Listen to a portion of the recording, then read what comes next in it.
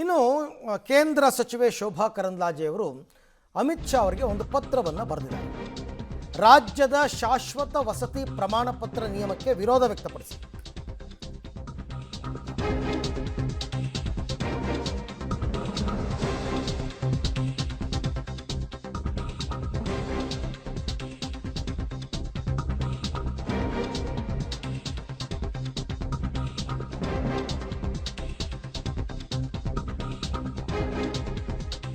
ರಾಜ್ಯ ಸರ್ಕಾರ ಕರ್ನಾಟಕ ವಾಸಿಗಳಿಗೆ ಶಾಶ್ವತ ಪ್ರಮಾಣ ಪತ್ರವನ್ನು ನೀಡೋದಕ್ಕೆ ಮುಂದಾಗಿತ್ತು. ಈಗ ಇದಕ್ಕೆ ಆದೇಶಕ್ಕೆ ತಡೆ ಕೊಡಿ ಅಂತಂದ್ಬಿಟ್ಟು ಅಮಿತ್ ಶಾ ಅವರ ಮನವಿ ಮಾಡಿಕೊಂಡಿದ್ದಾರೆ ಶೋಭಾ ಕರಂದ್ಲಾಜೆ ಅವರು.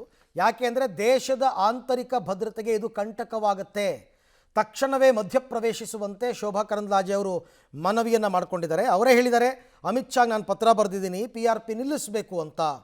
ಕಾಂಗ್ರೆಸ್ ಸರ್ಕಾರ ಮತಬೇಟೆಯಲ್ಲಿ ತೊಡಗಿಸ್ಕೊಂಡಿದೆ. ಅಂದರೆ ಕರ್ನಾಟಕದವ್ರು ನಾವಾಗಿರಬೇಕಾದ್ರೆ ನಮಗೆ PRP ಯಾಕೆ ಬೇಕು? ಇದೇನಾಗುತ್ತೆ ಅಂತಂದರೆ ಬೇರೆಯವ್ರಿಗೆ ಹೋಗ್ಬಿಡುತ್ತೆ, ಇದು ಕರ್ನಾಟಕದಲ್ಲದವರಿಗೆ ಅನ್ನೋದು ಅವರ ಆರೋಪ. ಕರ್ನಾಟಕ ರಾಜ್ಯದ ಸರ್ಕಾರದ ಕಾಂಗ್ರೆಸ್ಸಿನ ಉದ್ದೇಶ ಇಲ್ಲಿಗಲ್ಗಳನ್ನ ಲೀಗಲೈಸ್ ಮಾಡೋದು. ಇದು ನಿಮ್ಮ ಉದ್ದೇಶ ಇದೆ. ವೋಟ್ ಬ್ಯಾಂಕ್ ರಾಜಕಾರಣಕ್ಕಾಗಿ ಈ ದೇಶದ ಭದ್ರತೆಗೆ, ದೇಶದ ಏಕತೆಗೆ, ದೇಶದ ಸಮಗ್ರತೆಗೆ ಧಕ್ಕೆಯನ್ನು ತರುವಂತ ಕೆಲಸವನ್ನ DK ಶಿವಕುಮಾರ್ ಅವರ ನೇತೃತ್ವದಲ್ಲಿ ಕರ್ನಾಟಕದಲ್ಲಿ ಮಾಡಲಾಗ್ತಾ ಇದೆ. ಸಿದ್ದರಾಮಯ್ಯನವರು ಕೂಡ ಈ ಧೈರ್ಯ ಮಾಡಿರಲಿಲ್ಲ.